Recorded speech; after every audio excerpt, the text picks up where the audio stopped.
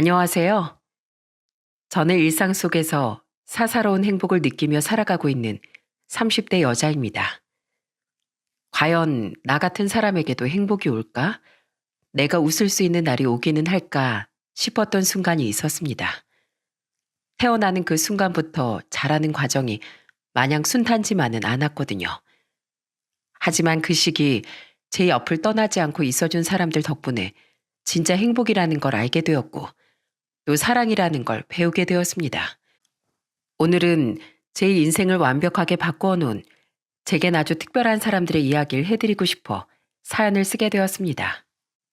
제가 태어났을 당시 엄마의 나이는 고작 21살, 막 성인이 된 나이에 덜컥 임신을 하게 된 엄만 절 포기하지 않고 낳으셨어요.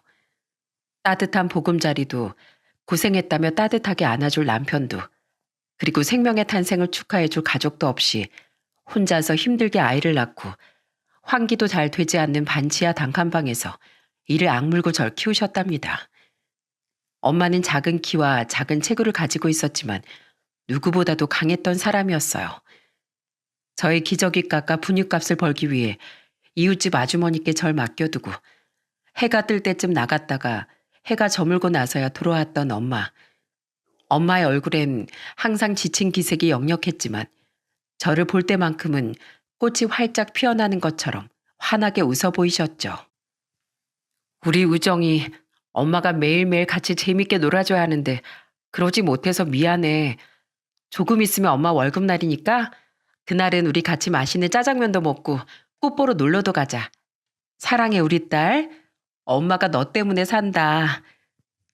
엄마는 월급을 타는 날마다 항상 절 데리고 근처 중국집에서 탕수육 작은 사이즈와 짜장면 한 그릇을 먹었고 저와 함께 그렇게 시간을 보내주곤 하셨습니다. 벽지에는 곰팡이가 쓸어있고 난방과 냉방조차 제대로 되지 않는 반지하였지만 그래도 둘이었기에 행복할 수 있었죠. 하지만 이 사소한 행복조차 저희 모녀에겐 사치였던 걸까요? 제가 6살이 되던 해 엄마는 식은땀을 잔뜩 흘리며 배를 부여잡고 쓰러지셨고 제가 엄마 이름을 부르며 목 놓아오니 바깥에 계시는 분들께서 대신 119를 불러주셨어요. 급히 병원에 실려간 엄만 복막암이라는 진단을 받게 되었습니다. 혹시 평소랑은 좀 다르게 배가 좀 불편하다던가 속이 좀 메스껍고 배에 가스가 계속 차는 것 같은 그런 느낌 못 받으셨어요? 이 정도로 진행이 되었으면 여간 불편한 게 아니었을 텐데요. 예전부터 자주 그랬어서 크게 신경은 안 쓰고 있었는데 생각해보니 최근부터 좀 자주 그런 증상이 있었던 것 같긴 해요. 초기에 그런 증상이 나타났을 때 와주셨으면 좋았을 텐데 워낙에 희귀한 암이라 정확히 몇 기라고 진단을 내리기도 어렵지만 지금 환자분의 상태로 봤을 때 4기인 것 같습니다. 의사 선생님께선 이런저런 설명을 하신 후 병실을 나가셨고 엄마 전 아무런 말도 하지 못하고 서로 아는 채 엉엉 울기만 했습니다. 초기에 발견하게 되면 생존율이 높지만 너무 늦게 발견을 하게 되어 생존율이 많게는 20%, 적게는 10%도 안 될 거라는 그 말이 얼마나 절망적으로 들렸는지 몰라요. 그렇게 한참 동안 서로 안고 울다 엄마가 제 손을 잡고 말씀하셨습니다. 우정아, 예전에 엄마가 우리 우정이 평생 지켜줄 거라고 한 약속 기억하지? 엄마 그 약속 지킬게. 무슨 수를 써서든 건강해져서 우리 딸 옆에 있을게. 약속해. 엄만 그렇게 저에게 강하게 버텨내겠다 약속하셨어요. 매일같이 통증에 힘들어하다 또 괜찮아지면 긴 잠을 청하는 엄마를 보면서 혹시나 이대로 영영 떠나가진 않을까 불안하기도 하고 걱정도 되었죠. 그렇게 일주일 정도가 지났을까 병실로 처음 보는 낯선 어른들이 찾아왔어요. 제가 예전에 한 번 봤다고 하는데 너무 어려서 기억이 나질 않았어요. 외국에서 살다가 한국으로 들어온 지 얼마 안 됐다고 했습니다. 우정아, 인사드려. 여긴 네 외삼촌, 그리고 옆에는 네 외숙모야. 그 낯선 어른들의 정체는 바로 외삼촌과 외숙모셨습니다. 인사를 건네고 자꾸 엄마 뒤에 숨어 있으니 외숙모께서 환히 웃으시며 맛있는 것을 사주겠다고 절 바깥으로 데리고 나가셨어요. 어린 나이였지만 바로 눈치를 챌 수 있었죠. 엄마와 외삼촌이 무언가 할 이야기가 있구나 하는 것을요. 작은 디저트 가게에서 아이스크림을 먹으며 외숙모는 제게 이런저런 많은 것들을 물어보셨는데 말씀을 하시다 말고 아차하는 표정을 지으시며 저에게 말씀하셨어요. 외숙모가 너무 많은 걸 물어봤지. 미안해. 우정이가 불편하면 대답 안 해줘도 돼. 이건 외숙모가 좀 실수한 것 같아. 아니에요, 외숙모. 괜찮아요. 전 엄마랑 같이 반 지하에서 살았어요. 지금은 병원에서 지내고 있지만요. 저는 처음 보는 외숙모에게 예전에 엄마와 함께 월급날만 되면 짜장면과 탕수육을 먹었다거나 벚꽃이 잔뜩 피는 계절엔 손을 잡고 꽃을 구경하러 다녔던 이야기도 해드렸습니다. 어린 아이가 귀찮게 조잘되는구나 여길 법도 했지만 외숙모께선 신이 나서 말하는 절 굉장히 사랑스럽다는 표정으로 쳐다봐 주셨죠. 그랬구나. 우정인 엄마랑 함께했던 순간들이 되게 많이 소중했나 보다. 어디서 뭘 했는지 특별한 날에 뭘 먹었는지도 다 기억하고 있네. 당연하죠. 그래서 전 빨리 엄마가 수술 받으시고 치료도 받아서 건강해지셨으면 좋겠어요. 외숙모, 사실 저 조금 무서워요. 이러다 엄마가 영영 떠나버리실까 봐요. 에이, 그럴 리가. 이렇게 예쁜 딸을 두고 어떻게 떠나시겠어. 걱정하지 마. 엄만 꼭 치료받으실 거고 꼭 좋아지실 거야. 외숙모는 그렇게 믿어. 외숙모는 제 손을 꼭 잡으며 긍정적인 말, 예쁜 말만 가득 해주셨어요. 덕분에 제 불안감은 조금이나마 지워질 수 있었죠. 아이스크림을 다 먹고 다시 병실로 돌아갔는데 문틈 사이로 외삼촌과 엄마가 서로 부둥켜 안고 울고 있는 모습이 보였습니다. 30년이 지난 지금도 그 모습 하나만큼은 정말 어제 일처럼 생생하게 기억이 나네요. 엄마가 처음으로 어린아이 같아 보였거든요. 외삼촌께선 엄마의 수술비를 포함한 모든 비용을 내어주셨고 그제서야 엄만 수술을 진행할 수 있게 되었습니다. 수술실에 들어가기 전 엄마는 울고 있는 제 손을 꼭 잡아주시며 이렇게 말씀하셨어요. 엄마 건강해져서 나올게. 우리 딸 울지 말고 씩씩하게 기다리고 있어. 알겠지? 알았어, 엄마. 나 안 울고 얌전히 잘 기다리고 있을게. 수술을 받고 나면 다 괜찮아질 거라 생각했어요. 하지만 예상보다 엄마의 상황이 심각했던 탓에 수술 결과는 좋지 못했습니다. 그리고 수술 직후 찾아온 부작용인 폐렴과 출혈로 인해 엄만 결국 장맛비가 세차게 내리던 날 제 곁을 떠나게 되셨죠. 사람도 많이 오지 않았던 쓸쓸한 장례식.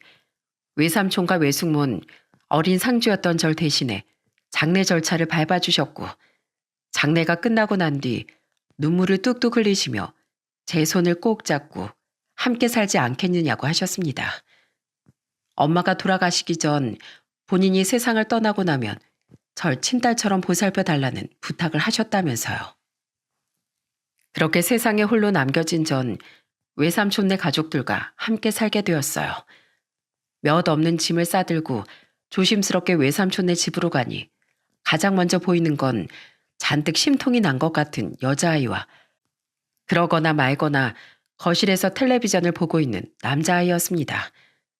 여자아이는 현관 안에 들어서는 저를 향해 냅다 소리를 질렀어요. 엄마, 아빠, 얘 왜 데리고 들어왔어? 내가 전화로 말했잖아. 같이 살기 싫다고. 누군지도 모르는 애랑 어떻게 같이 살아? 고모 딸이라고 아빠가 분명히 말했을 텐데. 그리고 한혜연, 너 이제 어린애 아니야. 초등학교 3학년이면 어느 정도 예의 차리고 말할 때도 되지 않았어? 말하는 뻔세가 그게 뭐야? 난 얼굴도 모르는 고모 딸이랑 우리가 왜 한 집에서 같이 살아야 하냐고. 정 갈 데 없으면 고아원에 보내버리면 되는 거 아니야? 우리가 뭐 오갈 데 없는 애 먹여주고 재워주는 것도 아니고. 저는 저보다 4살이 많다는 그 언니가 외삼촌의 딸이 너무 무서웠습니다. 누군가 저에게 저렇게까지 이야기를 하는 것도 처음이었고 저를 째려보는 그 눈빛이 정말 어마무시했거든요. 제가 외숙모의 옷자락을 꼭 쥐고 뒤에 숨어 있으니 그것조차 마음에 들지 않았는지 언성을 더욱 높이기 시작했어요. 야, 니네 엄마 아니고 우리 엄마거든? 어딜 잡아? 손 떼! 혜연아, 그만해. 엄마, 아빠, 혜연인 제가 잘 달랠게요. 안녕? 이름이 우정이라고 했던가? 내 이름은 정혜준이야. 14살이고 앞으로 잘 부탁해. 아, 사탕 좋아하니? 제게 소리를 바락바락 질러대는 언니와는 달리 굉장히 차분한 성격을 가지고 있던 오빤 제 손에 작은 청포도맛 사탕을 하나 쥐어주고 마구 화를 내는 언니를 강제로 데리고 방으로 들어갔어요. 외삼촌과 외숙모는 저에게 굉장히 미안해하셨죠. 우정아, 미안해. 많이 놀랐지? 다시는 안 그러도록 외숙모가 아주 눈물 쏙 빠지게 혼을 내놓을게. 오늘은 시간이 많이 늦었으니까 우선 씻어. 오늘은 내가 서재에서 잘게. 당신이 애 데리고 자. 우정아, 우리 식구가 된 걸 환영한다. 오늘 너무 고생 많았어. 새로운 집으로 발을 들인 첫날, 저는 외숙모와 함께 잠을 청했어요. 퀴퀴한 냄새가 나지 않는 집, 보송보송했던 이불의 촉감. 엄마도 함께 느꼈다면 정말 좋았을 텐데 생각하면서 그날은 정말 정신없이 잠이 들었던 것 같아요. 다음 날 고소하게 풍겨져오는 냄새에 잠에서 깨어나 밖으로 나가보니 외숙모가 아침 준비를 하고 계셨습니다. 우정이 일어났니? 혹시 빵 좋아해? 외숙모가 아직 네가 뭘 좋아하는지 몰라서 우선 식빵을 좀 간단하게 구워봤거든. 아니다. 한창 자랄 시기니까 빵 대신 밥을 먹이는 게 좋으려나? 엄마, 지금 뭔가 착각하고 있는 것 같은데 엄마 딸은 쟤가 아니고 나야. 나한테 맞추고 쟤는 그냥 맞추는 대로 따라와야 그게 맞는 거 아니야? 쟤가 뭐라고 상전처럼 대접을 해?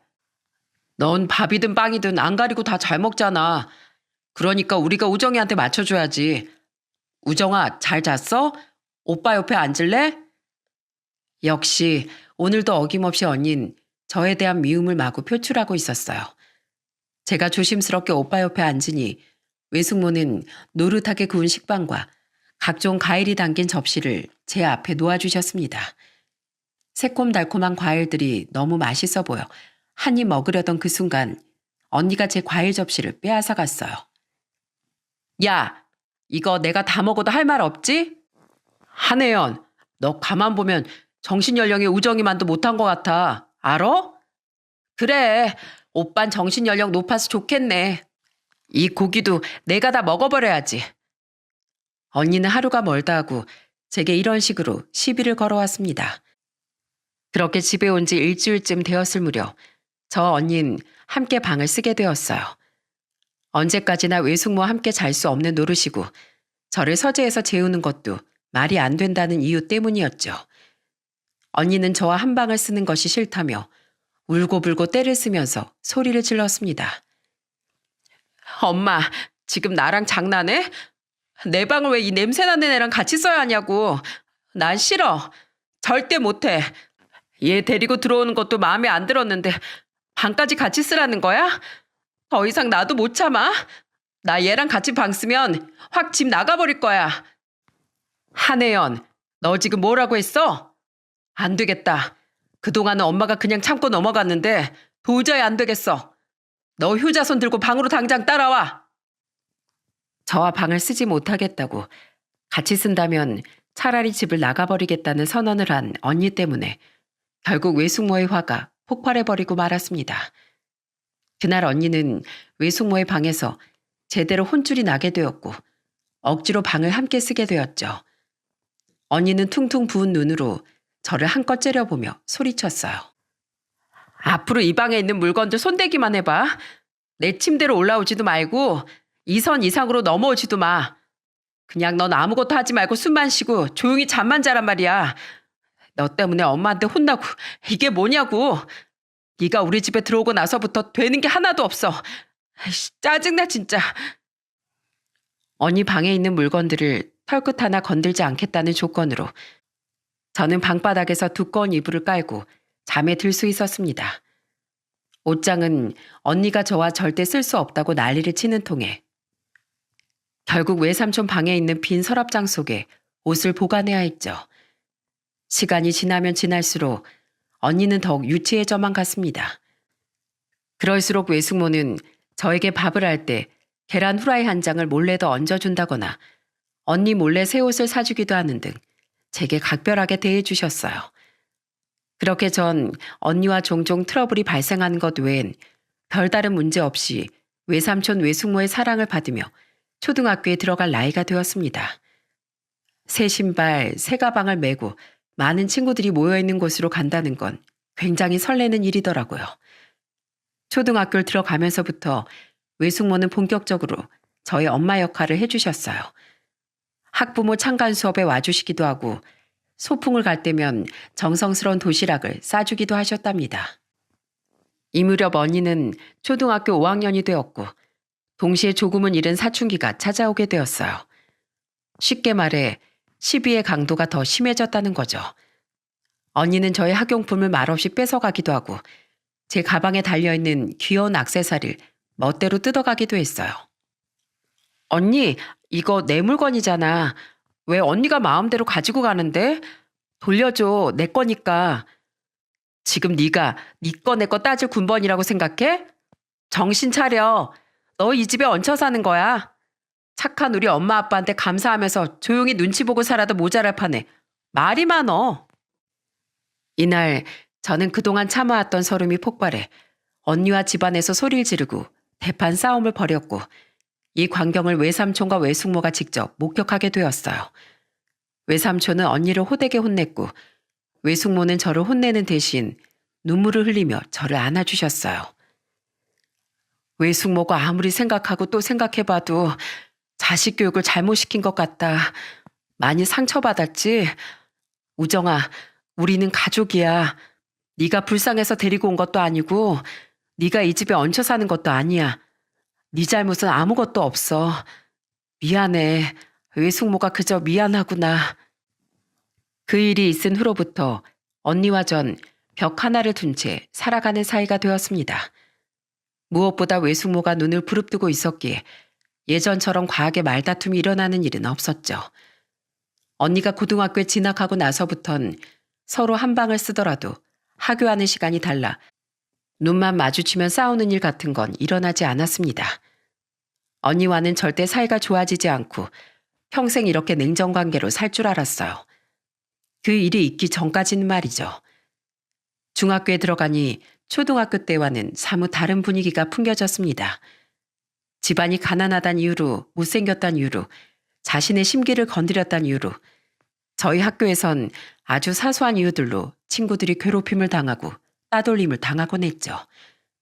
저도 그 타겟팅을 피할 수 없었습니다. 바로 부모님이 안 계신다는 이유 때문이었어요. 동네가 워낙 좁고 소문이 돌고 돌다 보니 자연스럽게 다들 알게 되더라고요. 초등학교에 다닐 때 외숙모께서 정말 많이 신경을 써주셨음에도 숨겨지진 않았던 것 같아요. 이런 이유로 저는 학교 쉬는 시간, 점심시간은 물론 하교 시간까지 친구들의 괴롭힘 속에 시달리게 되었습니다. 따돌림이라는 건 생각 이상으로 괴로웠어요. 너 초등학교 다닐 때 부모님이 안 계신데 있는 척하고 다녔다면서?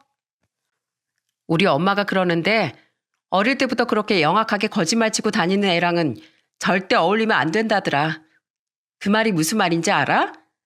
너가 지금 왕따 당하는 거 네 업보라는 소리야.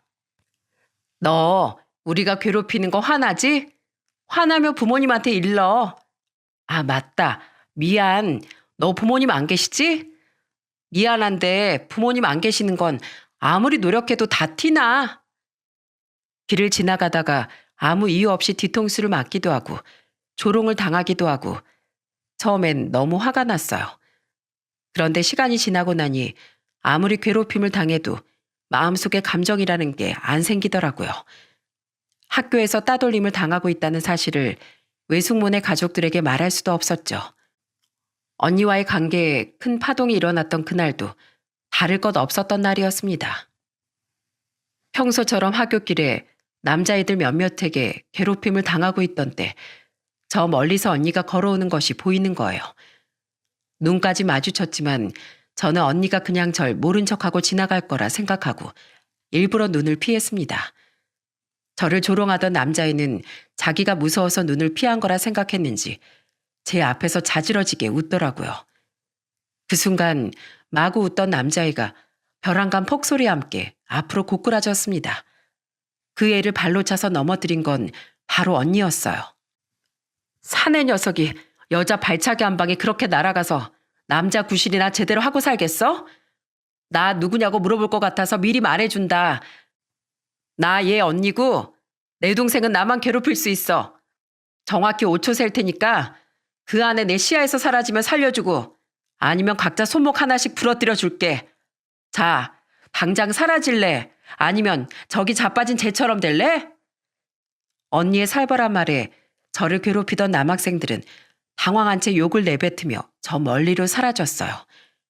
이게 무슨 상황인가 싶어 얼떨떨한 표정으로 언니를 바라보는데 언니는 저를 위아래로 훑어보며 한심하다는 듯 한숨을 쉬었죠.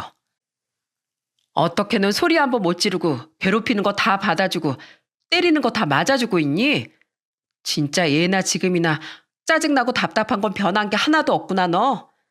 여태까지 이러면서 학교 다닌 거야? 나 왜 도와준 거야? 언니 나 싫어하잖아. 이유가 궁금해? 그러면 따라와. 저는 앞서 나가는 언니를 말없이 따라갔고 놀이터에서 언니와 오랜 시간 동안 대화를 했습니다. 항상 저를 보면서 화내고 울고 소리를 지르는 모습을 보다가 처음으로 대화다운 대화를 나누니 뭔가 새롭더라고요. 언니는 그 시절 너무 어렸고 저라는 존재를 가족으로 받아들이기가 너무 어려웠다고 해요. 그런데 나이가 점점 성인에 가까워지니 다시 생각을 하게 됐고 이제 와서 미안했다는 이야기를 하는 게 너무 늦은 것 같아 아무런 말도 못하고 있었다고 하더라고요. 그리고 긴 이야기를 하면서 언니는 저에게 진심을 담아 미안하다는 말을 건넸습니다. 그때는 미안했어. 어리다는 말로 어영부영 넘어갈 일이 아니었다는 거 알고 있고 내가 너한테 한 짓이 있어서 용서 안 해준다고 해도 할 말 없지만 그냥 지금이라도 말하고 싶었어. 더 나이 먹어서 늦기 전에. 미안해, 진심으로. 아니야, 언니. 이렇게 솔직하게 말해준 것만으로도 난 너무 고마운걸. 언제쯤 언니랑 마음을 열고 얘기할 수 있을까 했는데 지금 이야기를 하게 돼서 나 너무 좋아. 언니와의 대화 이후 급격히 가까워지진 않았지만 그래도 저희 두 사람은 전보다 나은 관계로 발전할 수 있었어요. 외숙모와 외삼촌도 미묘하게 달라진 저희의 관계를 보면서 나름 흐뭇해하시는 것 같았죠. 그렇게 평온하게 시간이 흘렀고 언니는 학교를 졸업하자마자 독립을 하게 되었어요. 저에게는 방 깨끗하게 쓰고 이젠 침대에 누워 자도 된다는 이야기를 남기고서 말이죠. 중학교 땐 비록 제대로 된 친구를 사귀지 못했지만 고등학교에 진학하고 나서는 마음이 맞는 친구들과 함께 즐거운 학교 생활을 할 수 있었어요. 공부도 꽤 잘했던 덕분에 장학금을 받아 서울에서 알아주는 대학에도 진학했고 그곳에서 첫사랑을 만나게 되었습니다. 저보다 3살이 많았던 그 사람은 학교 내에서도 꽤 유명했어요. 그 성격까지 하나도 흠잡을 곳이 없었거든요. 어느 정도였냐면 교수님들이 대학원으로 영입하고 싶어하는 인재 1순위였답니다. 친구들은 그런 저희 커플을 보고 선남선녀 커플이라고 부르곤 했어요. 모든 친구들이 결혼까지 갔으면 했던 저희 커플은 졸업을 하고 나서도 안정감을 유지하면서 잘 만날 수 있었어요. 서로의 취업 준비를 도와주기도 했고 면접이 있을 땐 면접관 역할을 해주면서 예비 질문을 통해 긴장을 덜어주기도 했죠.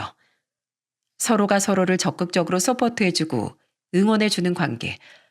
때로는 기댈 수 있고 또 때로는 한없이 사랑할 수 있는 사람이었기에 저는 자연스럽게 이 사람과의 미래를 생각하게 되었습니다. 나중에 나이를 먹었을 때 옆에 있는 사람이 이 사람이면 참 좋을 것 같았어요. 물론 제 상황이 있으니 입 밖으로 이야기를 꺼내지는 않았지만은요. 저와 남자친구는 각자 좋은 직장에 자리를 잡게 되었고 저는 급여의 절반 이상을 저축하기 시작했습니다. 언젠가 내가 꿈꾸던 미래가 찾아오게 된다면 그땐 그 누구의 도움도 받지 않고 제 스스로 해결하고 싶었기 때문이었어요.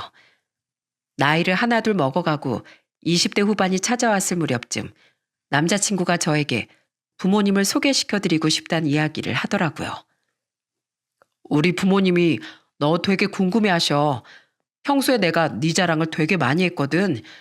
근데 어떻게 7년이 지나도 얼굴 한 번 안 보여줄 수가 있느냐고 나보고 좀 섭섭하시다더라.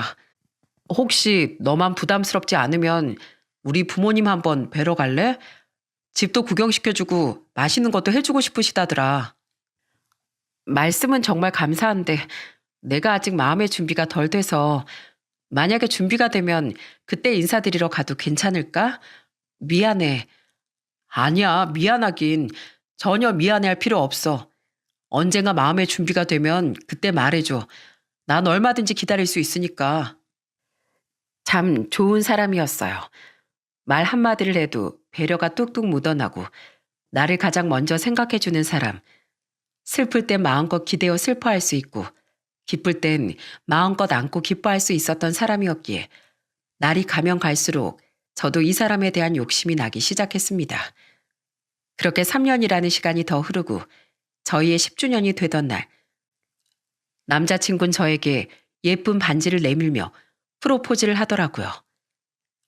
미안, 마음 같아선 좀 더 멋있는 곳에서 해주고 싶었는데 우리 10년 만났으면 이제 결혼할 때도 됐다. 우정아, 나랑 결혼해 줄래? 내가 가장 사랑하는 사람의 프로포즈, 눈앞에서 반짝거리는 반지, 로맨틱한 분위기, 무엇 하나 아름답지 않은 것이 없었지만 저는 그 반지를 선뜻 받을 수 없었어요. 10년 동안 그에게 말하지 못했던 제 집안 환경 때문이었죠. 인터넷을 돌아다니다 우연히 글 하나를 읽은 적이 있습니다. 말만 하면 밤하늘의 별도 따다 줄 것 같이 사랑했던 사람이 본인의 집안 환경에 대해 솔직하게 털어놓자 곧바로 뒤도 돌아보지 않고 떠나버렸다는 이야기를요. 그 글을 보고 더 망설이게 되었습니다. 사랑과 현실은 다르다는 것도 그때 깨달았죠. 제가 계속 반지를 받지 않고 망설이니 남자친구는 반지를 다시 케이스 속에 집어넣고 저를 차에 태운 뒤 조심스럽게 말을 꺼냈습니다. 무슨 일 있어? 무슨 일이 있는 거면 나한테 이야기를 해줬으면 좋겠어. 아무 말도 없이 그렇게 표정만 안 좋으니까 걱정되잖아. 10년이란 시간을 만나면서 내가 한 번도 이야기하지 못한 게 있어. 그것 때문에 그래. 그게 뭔데? 뭐든 말해줘. 난 듣기만 할게. 남자친구는 제 손을 꼭 잡아주며 눈을 맞춰주었습니다. 그 눈을 보고 알 수 있었어요. 이 사람이 지금 날 얼마나 사랑하고 있는지 확신이 들었죠. 저는 크게 한번 심호흡을 하고 제가 태어났을 때부터 지금까지 이야기를 들려주었습니다. 내가 세상에 태어났을 땐 아빠는 없었고 엄마는 21살이었다고. 엄마가 미혼모로 날 키우면서 어린 나이에 고생이란 고생은 다 했다고 말이죠. 어릴 때지만 엄마랑 함께했던 기억만큼은 완전 생생하게 기억나. 그 작은 몸으로 얼마나 치열하게 살면서 날 키웠는지도 알고. 그런데 나 6살 되던 해 돌아가셨어. 복마감으로. 복마감이라면 수술은 하기 힘든 상황이셨던 거야? 그렇게 수술 받을 수 있나 싶었는데 수술도 잘 안 됐고 부작용으로 출혈이랑 폐렴까지 와서 마지막 인사도 할 틈 없이 그렇게 떠나셨어. 그렇게 나 혼자가 된 날 외삼촌과 외숙모가 걷어주셔서 지금 이렇게 잘 자랄 수 있었던 거고. 남자친구는 제 이야기를 끝까지 듣고 눈물을 글썽거렸습니다. 왜 여태까지 말을 하지 않았느냐고. 진작에 말을 하지 그랬냐고. 저는 제 모든 상황을 이해해주는 그 말이 너무 고마웠어요. 바보, 왜 10년 동안이나 말을 안 하고 있었어? 내가 그렇게 못 믿어온 사람이었어? 그건 아닌데 결혼은 또 다른 문제니까. 나 다시 한번 결심했어. 너랑 결혼해서 죽을 때까지 네 옆을 지켜줘야겠다고. 나랑 결혼하자, 우정아. 난 무슨 일 있어도 네 곁을 떠나지 않을게. 저는 말없이 고개를 끄덕였습니다.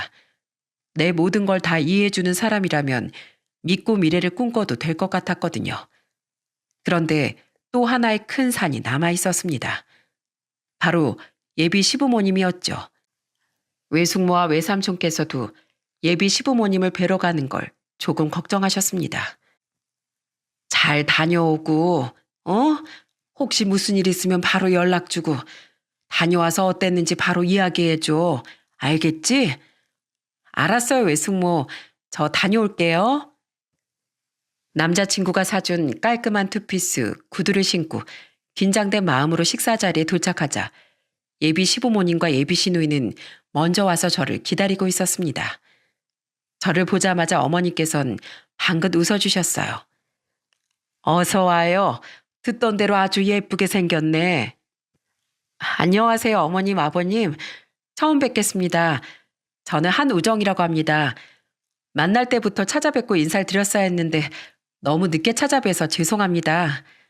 아유, 무슨 그런 말을. 자, 어서 앉아요. 음식은 우리가 미리 주문해 놓았어요. 주문한 음식들이 하나둘씩 테이블 위에 올려지기 시작했고 묘한 긴장감 속에서 식사가 시작되었어요.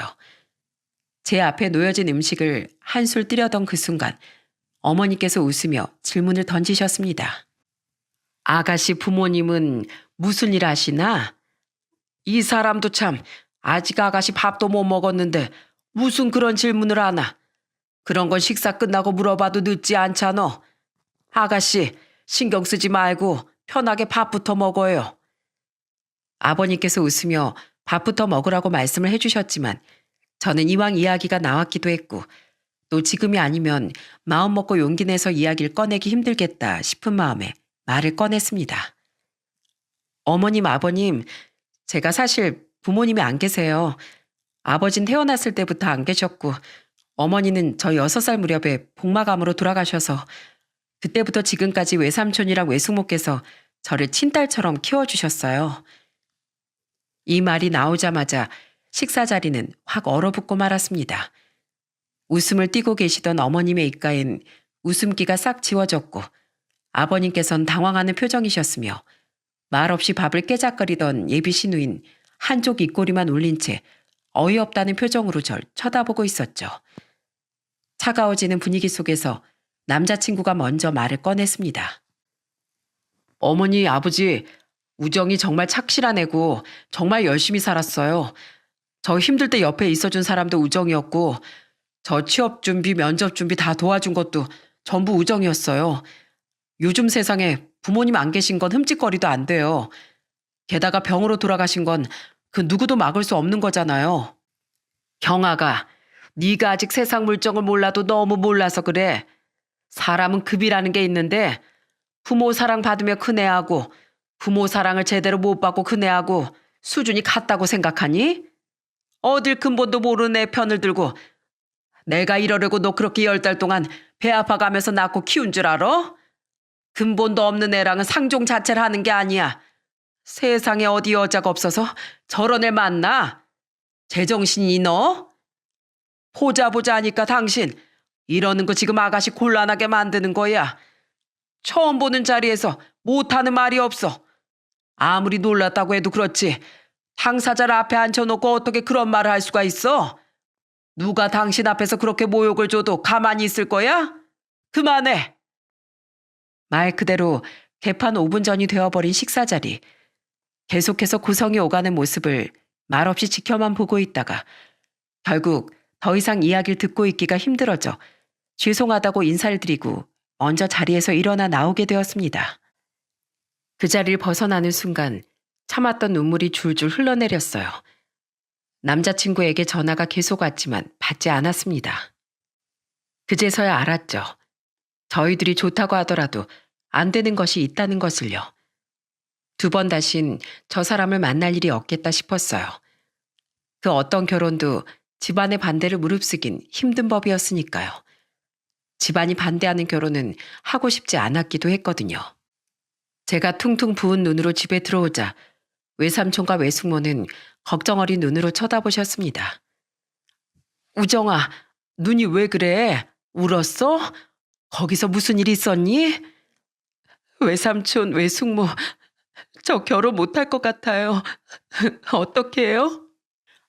아니, 갑자기 왜? 무슨 일인데? 빨리 말해봐.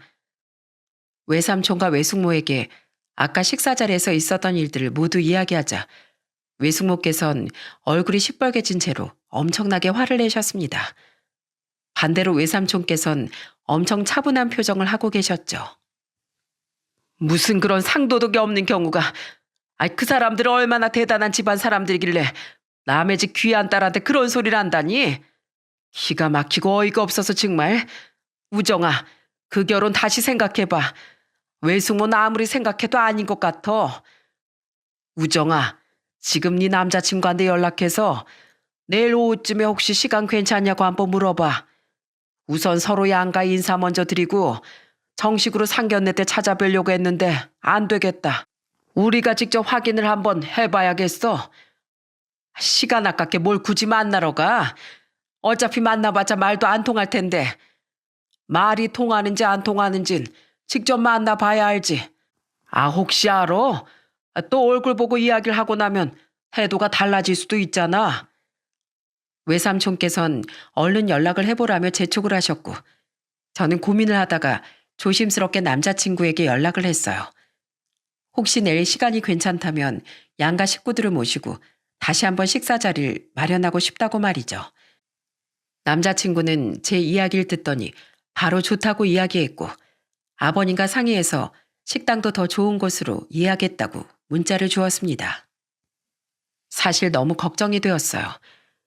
어머님이 외숙모와 외삼촌께 또 목에 핏대를 세워가며 소리를 지르실까봐 걱정이었고 저 때문에 굳이 듣지 않아도 될 이야기까지 들으실까 신경이 쓰였죠.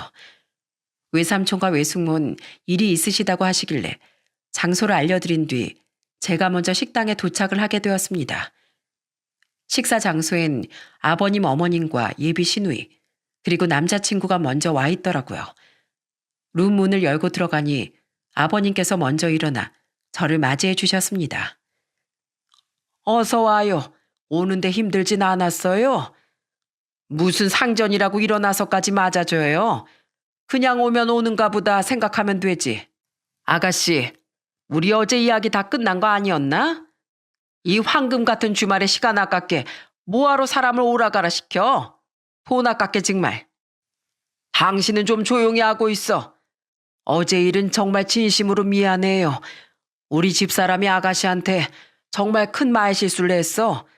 솔직히 어제 일만 놓고 보면 없던 정도 떨어져서 안 보겠다. 그래도 할 말이 없는데 먼저 이렇게 연락해서 만나자고 해줘서 정말 고마워요. 아니 막말로 내가 뭐 틀린 말 했나? 어디 아가씨가 말해봐. 부모 없는 사람한테 없다고 하고 근본 없는 사람한테 없다고 한 게 잘못됐어? 잘못됐냐고. 어머님께선 또 핏대를 세우며 저에게 소리를 지르고 계셨고 아버님과 남자친구는 제발 가만히 좀 있으라며 어머님을 말렸습니다. 어머님은 제게 미안한 감정이 전혀 없으신 것 같았어요. 아무 말 없이 바닥을 내려다보고 있던 그때 룸의 문이 열리고 외삼촌과 외숙모가 들어오셨어요. 그리고 그 순간 상상도 못할 광경이 펼쳐졌습니다. 예비 시아버지가 외삼촌을 보자마자 입을 틀어막는 게 아니겠어요? 그리고는 사색이 된 표정을 하시고선 90도로 허리를 숙여 외삼촌에게 인사를 하시는 겁니다. 저희는 무슨 영문인지 몰라 지켜볼 수밖에 없었어요. 아이고, 대표님, 안녕하십니까? 갑작스런 아버님의 행동에 남자친구의 가족과 저 모두 당황할 수밖에 없었어요. 아버님의 입에서 나온 대표님이라는 말이 이해가 잘 가지 않았거든요. 대표님이라니? 당신 지금 무슨 소리 하는 거야? 빨리 인사드리지 않고 뭐해? 우리 회사 한주원 대표님이셔. 처음 인사드리겠습니다. 우리 우정이 외삼촌 되는 사람입니다. 저는 외숙모 되는 사람입니다. 아버님은 곤란한 표정을 짓고 계셨고 어머니께서도 상황 파악이 다 끝나신 듯 난처한 표정을 지으며 안절부절하고 계셨어요. 그제서야 모든 퍼즐이 맞춰지는 듯한 기분이 들었습니다. 외삼촌은 바로 아버님이 다니고 계시는 회사의 대표님이셨던 것이었죠. 양가 가족들이 마주보고 앉게 되었는데 어머님과 아버님께선 저희 가족을 제대로 쳐다보질 못하시더군요. 그건 남자친구도 마찬가지였고 식사가 나왔지만 누구 한 명도 숟가락을 들거나 말을 꺼내지 못했어요. 숨이 막힐 정도로 무거웠던 정막을 외삼촌이 먼저 깨셨습니다. 우리 회사 생산팀장님을 여기 이 자리에서 만나 뵙게 될 줄은 몰랐네요. 세상 참 좁다는 걸 다시 한번 느끼게 됐습니다. 그러게나 말입니다. 우리 예비 며느리가 대표님의 조카였을 줄은 꿈에도 몰랐네요. 이게 인연이라고 하는 건가 봅니다. 알고 보니 외삼촌과 아버님은 인천 남동공단에서 같은 회사에 다니는 분들이셨습니다. 한 분은 회사 대표로, 한 분은 그 밑에 직원으로 말이죠. 외삼촌은 단호하게 말씀하셨습니다. 잘 되어야 인연이라 부를 수 있는 것이겠죠. 듣자 하니 어제 저희 조카에게 입에 담을 수도 없는 모욕을 주셨다고 하던데 부모 없이 자랐다느니 근본이 없는 아이라느니 이런 말 하신 것이 사실인가요? 만약 그게 사실이라면 이 결혼 없던 일로 해도 되겠습니까? 아무리 아이들이 좋아서 죽고 못 사는 관계라 해도 전 제 조카를 부모님이 계시지 않는다는 이유로 모욕 주는 집안에 시집 보낼 수는 없을 것 같아서요. 외삼촌의 단호한 말에 어머님도 아버님도 깜짝 놀라 안 된다며 손사래를 치셨습니다. 아무래도 다니고 계시는 회사의 대표가 저희 외삼촌이셨기 때문에 결혼이 엎어지게 된다면 여러 가지로 많이 힘들어질 거라고 생각을 하셨던 모양이었어요. 물론 아버님께선 그런 부분이 아니더라도 저에게 진심으로 많이 미안해 하셨습니다.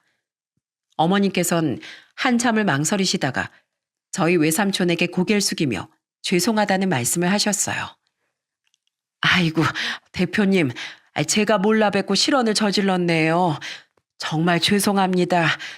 나이 먹으니 뭐가 옳고 그른지 판단도 못하고 이렇게 멍청한 실수를 다신 그런 소리 하지 않을게요. 죄송합니다. 정말 죄송합니다. 지금 누구한테 사과를 하시는 거예요?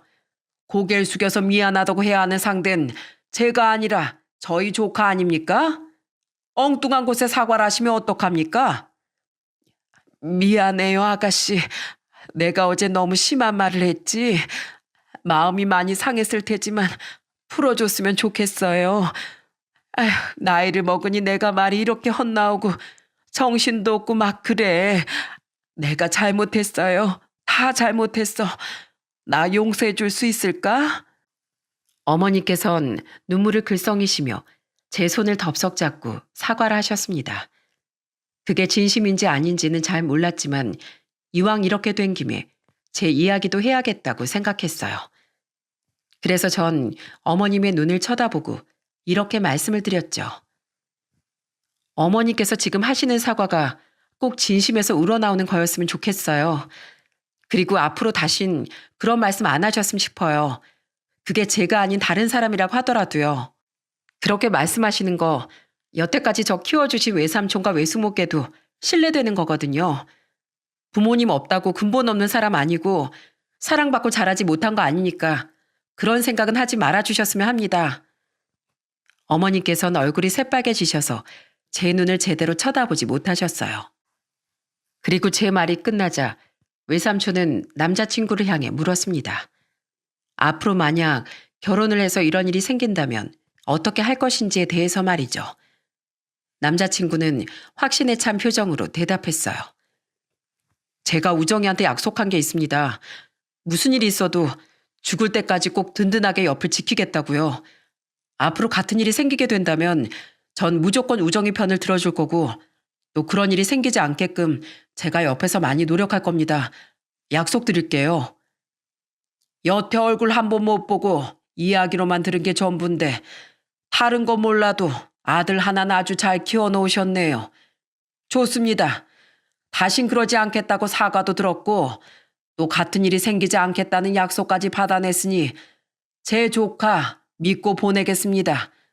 비록 조카지만 제 친자식 이상으로 소중하게 키운 아이니 부디 잘 부탁드립니다. 일 이후 저희는 순탄하게 결혼 준비를 할 수 있었어요. 아무래도 결혼식을 올릴 때 제가 부모님이 없다 보니 대행을 써야 하나 고민을 했었는데 혼주석에는 저희 외삼촌과 외숙모가 대신 자리를 채워주셨답니다.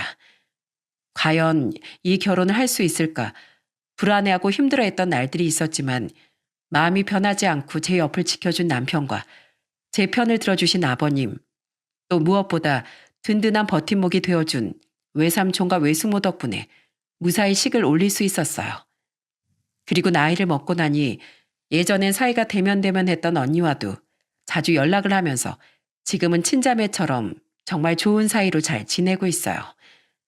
어릴 때 그렇게 싸웠던 사이가 맞나 싶을 정도로요. 오빠는 해외로 떠나는 바람에 제 결혼식엔 오지 못했지만 축의금으로 100만 원을 보내주었답니다. 결혼하고 나서 어머님께서 또 폭언을 하거나 괴롭히는 일은 없었는지 궁금해하실 분들이 정말 많으실 텐데요. 걱정하지 않으셔도 된답니다. 더 이상 제게 고아라니 뭐니 입에 담기 힘든 말들을 일제하지 않으세요. 오히려 저랑 친해지고 싶어서 우리 며느리 오늘 밥 먹으러 갈까? 우리 며느리 오늘 우리 바람 쐬러 갈까? 이러시면서 아부를 떨고 계시거든요. 그런데 사람이 쉽게 기분이 풀릴 수가 있나요? 저는 그때 시모한테 당했던 폭언과 행동들을 잊을 수가 없어 무시하고 있는 중이랍니다. 적당히 며느리로서의 본분을 다하며 거리를 두고 있어요. 언젠간 풀리기 하겠지만 지금은 아닌 것 같네요. 정말 진정성이 보일 때 그때 생각해보면 모를까요? 전 사람은 쉽게 변하지 않는다는 걸 누구보다 잘 알고 있거든요. 지금은 외삼촌이라는 배경 때문에 저한테 이러고 있다는 걸 잘 알고 있으니까요. 그리고 누구보다 제 보디가드 역할을 해주는 아버님이 있어서 너무너무 든든하답니다. 당신, 요즘 애들이 어떤 애들인데 요즘 사람들이 이러는 거 정말 싫어해.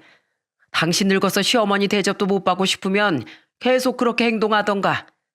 그리고 한 번만 우리 며느리 건드렸다간 가만히 안 놔둘 줄 알아. 알았어? 라고 하시면서요. 세상을 살아가다 보면 뜻하지 않게 나의 상황을 탓하게 되는 때가 오곤 합니다. 내가 이런 사람이었으면 어땠을까? 만약 내가 이런 환경이었다면 달라질 수 있었을까? 하면서요. 하지만 너무 복잡하게 생각하지 마세요. 나와 인연이라면 내가 어떤 상황이어도 이어지게 되어 있으니까요. 그게 일이 되었든 사람이 되었든 말입니다. 절대 주저앉지 않고 포기하지 말란 이야기를 하고 싶어서 이렇게 사연을 보내게 되었습니다. 저의 긴 이야기는 여기서 마무리를 하도록 하겠습니다. 이 사연을 보시는 모든 분들에게 웃는 일만이 가득하길 진심으로 바랄게요. 감사합니다. 안녕하세요. 저는 교육청에서 근무하고 있는 30대 후반의 여성입니다. 가정주부로 생활하던 제가 이렇게 갑자기 사회로 뛰어들게 된 것에는 웃지 못할 사연이 있는데요. 오늘 그 이야기를 좀 하려고 합니다. 저는 어릴 때부터 다른 사람들보다 뭐든 빨리 배우는 편이었어요. 거기다 기억력도 좋아서 뭘 가르쳐주면 잊는 법이 없었죠. 저희 어머니는 그런 저를 데리고 여기저기 다니시면서 각종 검사들을 시키셨고, 그 결과 제가 꽤나, 아니 매우 똑똑한 아이라는 것을 알게 되셨죠. 그래서 저는 초등학교에 입학하기도 전부터 각종 개인 교사들에게 둘러싸여 살인적인 일정을 소화해야 했어요. 얼마나 끔찍했냐면 먹고 자는 시간을 제외하고는 무조건 공부, 공부, 공부. 정말 제 시간표는 공부로만 가득 찼죠. 그나마 불행 중 다행인 점은 제가 공부를 싫어하지는 않았다는 사실이에요. 새로운 무언가를 배운다는 것이 너무나도 신나는 일이었거든요. 제가 이런 말을 하면 열의 아홉은 재수 없다고 하시더라고요. 뭐 그래도 공부가 제일 쉬웠다는 것은 변함없는 사실이긴 하죠. 그런데 이게 또 어릴 때는 아무것도 모르니 어머니가 시키는 대로 했지만 사춘기가 지나면서 매일 공부만 한다는 사실에 화가 나더라고요. 다른 친구들은 노래방도 가고 영화도 보러 가는데 저는 그런 것들을 전혀 할 수 없었거든요. 어머니께서는 친구들보다 월등히 뛰어난 제가 친구들과 함께 어울리는 것은 에너지 낭비라고 말씀하시던 분이라서 친구라는 단어를 입에 올리는 것도 쉽지 않았답니다. 그런 날들이 계속되자 저도 점차 지치더라고요. 공부를 이렇게까지 할 필요가 있을까라는 생각이 들 정도로 말이죠. 그래서 딱 한 번 반항을 한 적이 있었는데요. 그때 어머니가 그러시더라고요. 어머니가 정해준 대학만 졸업하면 그 뒤로는 뭘 해도 간섭하지 않으시겠다고요. 그 말에 완전 홀린 저는 오로지 대학, 그놈의 대학만 졸업하고 이놈의 집구석을 탈출하겠다고 굳게 다짐했죠. 덕분에 저는 카이스트까지 조기 졸업으로 일찍 학업을 마쳤답니다.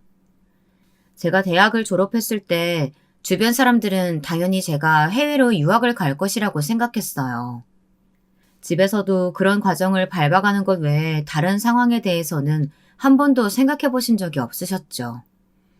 하지만 저는 그 모든 사람들의 기대와 예상을 가볍게 뒤엎었어요. 약속 기억하시죠? 저 대학만 졸업하면 뭐든 다 해도 된다고 하셨잖아요. 그게 언제적 이야기인데 설마 너 그것 때문에 조기 졸업한 건 아니지? 왜 아니겠어요. 그럼 저는 이제 제 맘대로 할 테니까 아무 말씀 마세요. 아시겠죠? 저는 가족들에게 선전포고를 하고 덜컥 세상으로 뛰어들었죠. 태어나 처음으로 아르바이트라는 것을 해서 제 손으로 돈을 벌어봤답니다. 이런 저의 기행은 가족들을 충격으로 몰아넣는 것은 물론이고 학교 교수님과 동기들까지 제가 머리가 이상이 생긴 것은 아니냐고 걱정을 태산같이 했었죠. 남편을 만난 것도 이때였어요. 카페 아르바이트를 하는데 거기서 처음 만났죠. 솔직히 이전까지 연애라고는 해본 적이 없는 저라서 처음 남편을 봤을 때 그 두근거림은 정말 잊고 싶어도 잊을 수가 없었답니다. 뭐가 그렇게 좋았냐고 물어본다면 딱히 하나를 콕 집어서 말할 수는 없지만 말이에요. 그렇게 만난 남편에게 제가 먼저 연락처를 물어봤어요. 데이트도 먼저 신청했고요. 남편은 뭐 이런 맹랑한 아가씨가 있나 싶었대요. 남편이랑 저랑 나이 차이가 좀 많이 나는 편이거든요. 딱 손가락 10개, 10살 차이인데요. 그래서 남편은 제가 자기를 놀린다고 생각했었다고 하더라고요. 하여튼 이렇게 시작된 저의 첫사랑은 뜨겁고 열정적이었으며 행복 그 자체였습니다. 연애가 점점 길어지면서 저희 집에서는 제가 언제 정신 차리고 유학을 가나 슬슬 제게 눈치를 주기 시작하셨어요. 1년이면 놀 만큼 놀았으니까 이제 정신 차리고 유학 갈 준비해. 유학이요? 무슨 말씀이세요? 저 대학만 졸업하면 공부 얘기 절대 안 한다고 하셨잖아요. 너는 머리도 똑똑하다는 애가 사리 분별이 안 되니? 다 너 잘 되라고 이러잖아. 솔직히 오라는 대학 다 마다하고 한다는 게 겨우 아르바이트, 연애. 그런 건 너하고 전혀 어울리지 않아. 그러니까 이제 그만하고 엄마가 시키는 대로 유학 소속이나 밟자.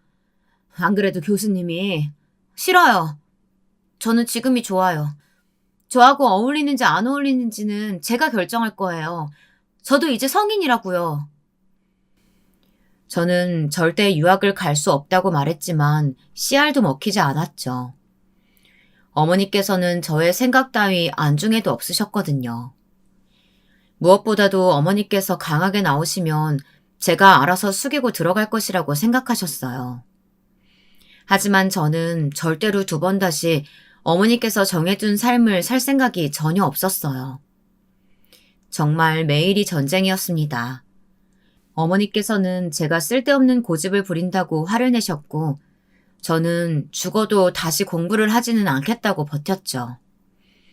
그런데 그때 제게 너무나도 엄청난 일이 생겨버리고 말았습니다. 덜컥 임신을 한 것이죠.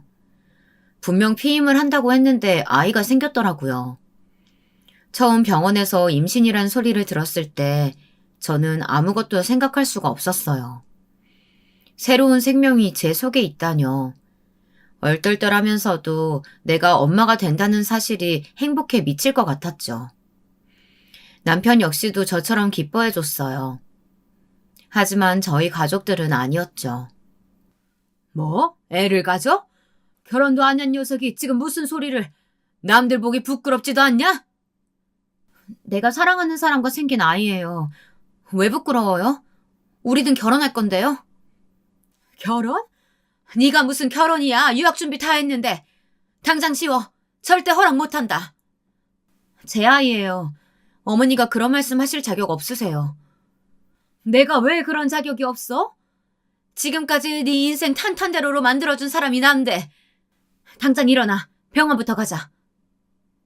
제 말이 통하지 않는다는 것쯤은 진작에 알고 있었지만 이렇게까지 말씀하실 줄은 꿈에도 몰랐던 저는 너무나 충격을 받은 나머지 저도 모르게 제게 다가오는 어머니 손을 강하게 쳐내고는 절대 포기하지 않겠다고 말했죠. 너 진짜 대책 없구나. 내가 너 같은 머리 가졌으면 너처럼 안 살았어. 능력 인정받을 길이 창창한데 결혼? 임신? 미쳤어. 넌 제정신이 아니야. 돌았다고. 말 함부로 하지 마. 충분히 제정신이거든. 그리고 내가 결혼하고 아이를 낳고 키운다고 해서 달라질 것은 아무것도 없거든. 왜 없어? 그 많은 기회가 날아가는데. 절대 허락 못하니까 그렇게 애 낳고 싶으면 당장 집에서 나가. 자식 없는 셈 칠 테니. 결국 어머니께서는 절연이라는 말을 꺼내셨어요. 어머니께서는 제가 포기할 것이라고 생각하고 꺼내신 말이었지만 저는 담담하게 알겠다고 말하고는 그 집을 나왔습니다. 남편은 무조건 가족들을 설득해야 한다고 했어요. 하지만 이미 가족들에게 실망한 저는 그대로 고집을 부렸어요. 결국 임신 문제로 나중에 결혼식을 하는 것으로 하고 혼인신고부터 하고 시댁으로 들어가 살았어요. 그나마 다행이라고 하면 시댁 어른들은 저를 환영해 주셨다는 것일까요? 물론 나이 차이 많이 나는 결혼이라 저희 집에서 반대하는 말씀에 속상해하기는 하셨어요. 자기 아들 싫다는데 좋아할 시부모님이 어디 있겠어요. 그래도 제가 임신했다는 이야기를 듣고는 어찌나 하나하나 챙겨주시는지 태교부터 시작해서 입덧할 때도 그리고 출산 이후에도 친정 부모님의 빈자리를 전혀 느낄 수 없을 정도였답니다. 여기까지 들으면 철없는 것이 시댁어른 잘 만나서 그나마 애 낳고 잘 사는가 보다 하셨겠죠. 저도 그럴 줄 알았거든요. 하지만 놀라운 반전이 있었답니다. 그건 남편의 남동생, 즉 도련님이 결혼하는 여자를 데려오면서부터였죠. 우리 도련님은 공무원인데 같은 직장에서 만난 아가씨라고 하더군요. 처음 집으로 인사를 오는데 꼿꼿하게 세운 허리라던가 살짝 올라간 고개를 보고 있으니 바로 알겠더라고요. 이 사람 자기 잘난 맛에 사는 인간이겠구나. 그전에는 사람에게 관심이 없었는데 카페 아르바이트를 하면서 아주 다양한 사람을 볼 기회가 있었거든요. 덕분에 동서가 어떤 사람인지 대략 예상이 되더군요. 속으로 얼마나 한숨을 내쉬었는지 몰라요. 저런 유형이 사람을 피곤하게 만들잖아요. 같은 직장에서 일한다고 들었는데 그래 두 사람은 어떻게 만났나? 부서가 같은가? 아니요. 같은 직장에서 일한다고 해도 이 사람이랑은 다르게 저는 7급이거든요. 후배가 괜찮은 사람이 있다고 소개시켜줘서 만났어요. 제가 말을 좀 차갑게 하는 편인데 저랑 다르게 따뜻하더라고요. 그래서 마음에 들었죠. 아, 그래. 부모님은 다들 뭐 하시는 분들이시고? 두 분 다 연구소에서 계시다가 요즘은 쉬면서 해외여행 다니는 중이세요. 오빠가 하나 있는데 카이스트 있고요. 하지만 지난달 중요한 프로젝트로 해외에 나가 있어요. 과일을 깎고 있던 저는 동서의 입에서 나온 카이스트라는 단어에 놀라고 말았어요. 제가 학교에 있는 사람들을 다 알고 있는 것은 아니었지만 반대로 학교 사람들은 저를 다 알고 있을 확률이 높았거든요. 학교 다닐 때 제가 만들어둔 역사가 워낙 화려해서 말이죠. 혹시라도 만나게 되면 낭패라는 생각이 먼저 들었어요. 하지만 곧 동서의 말에 안심할 수 있었죠. 동서가 가고 나서 시부모님께서는 복잡한 얼굴을 하시더라고요. 집에서 싱글벙글한 사람은 서방님 뿐이었다고나 할까요? 여보는 서방님이 데려오신 분 어떤 것 같아요? 어머니랑 아버지 반응은 영 아닌 것 같던데. 저놈이 좋다는데 다른 가족들이 뭐라고 하겠어. 부모님도 결국은 다 받아들이실 거야. 당신이야말로 어땠는데? 다른 것들은 모르겠고 확실히 하나는 알겠더라고요. 저랑은 안 맞을 것 같아요. 그것도 엄청. 그런 말이 어딨어. 그리고 설사 그렇다고 해도 적당히 잘 지내려는 노력은 할 거지? 당신 누구하고도 잘 지내잖아. 이 집에 와서 적응 못하면 어떻게 하나 내가 얼마나 걱정했는데. 근데 봐, 아버지하고 어머니하고 우리 들 중에서 제일 예뻐하는 자식이 당신이야. 내가 제일 잘하니까 당연한 거죠. 남편은 제 이야기에 큰 소리로 웃으면서 고개를 끄덕였죠. 이날만 하더라도 저는 남편의 말처럼 정말 잘 지내볼 생각이었어요. 적어도 진짜 노력은 할 생각이었죠. 하지만 저의 그런 결심은 동서가 시집 온 첫날부터 바로 꺾여버렸어요. 손뼉도 마주쳐야 소리가 나는 법인데 저 혼자 그런 생각을 가진다고 해서 되는 게 아니잖아요. 동서는 저와는 전혀 다른 생각을 가진 것 같더라고요. 뭐 저보다 나이가 많으니 제게 꼬박꼬박 형님이라고 부르는 게 마음에 들지 않았을 수도 있겠죠. 저도 나이 많은 동서한테 형님 소리 듣는 것이 전혀 편하지 않았거든요. 그렇다고 해서 서로 말 편하게 하고 지내자고는 할 수 없는 노릇이었죠. 만약 어른들이 아시면 불호령이 떨어질 것이 불보듯 뻔했거든요.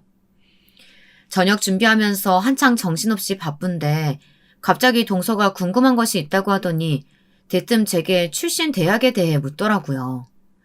저는 갑자기 이게 무슨 소리인가 싶어서 대답을 하지 않았죠. 그랬더니 동서는 끈질기게 몇 년제를 나왔느냐, 서울에 있는 대학은 맞는 것이냐 등등 이런 것들을 계속 묻더라고요.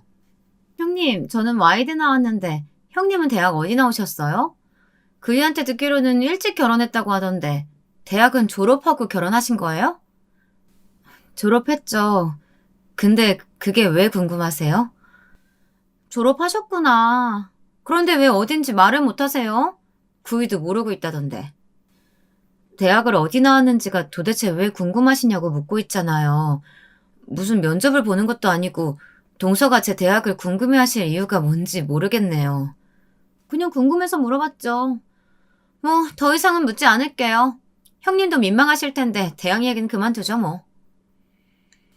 동서는 제 대답을 어떻게 받아들였는지 마치 봐준다는 식의 말투로 이야기했어요. 살짝 기분이 나쁘기는 했지만 더 이상 묻지 않는다는데 거기다 대고 뭐라고 반응을 할 수 있겠어요. 말투를 가지고 한 소리 하면 꼬투리 잡는다는 소리밖에 더 듣겠나 싶어서 그냥 넘어갔죠. 그런데 그것도 잠시 동서가 갑자기 호칭에 관해서 할 말이 있다고 하더라고요. 형님, 나이가 어떻게 되신다고 하셨죠?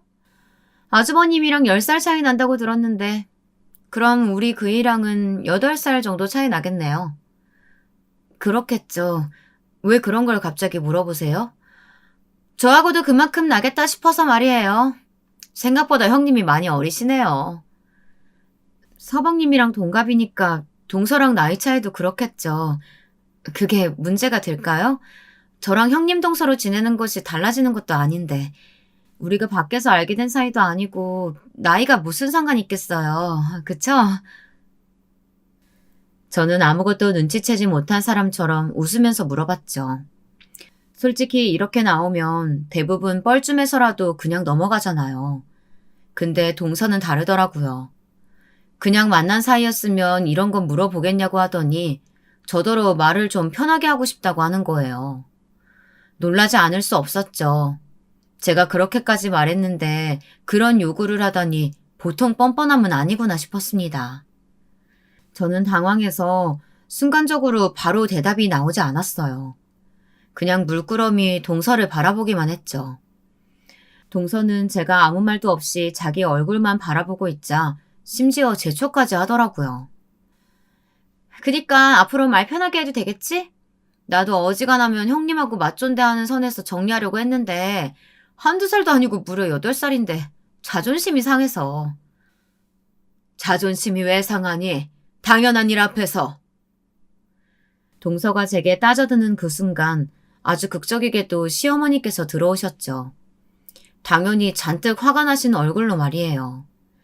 시어머니께서는 당장 저희 둘더러 방으로 들어오라고 하시더니 폭풍 같은 잔소리를 쏟아내셨어요.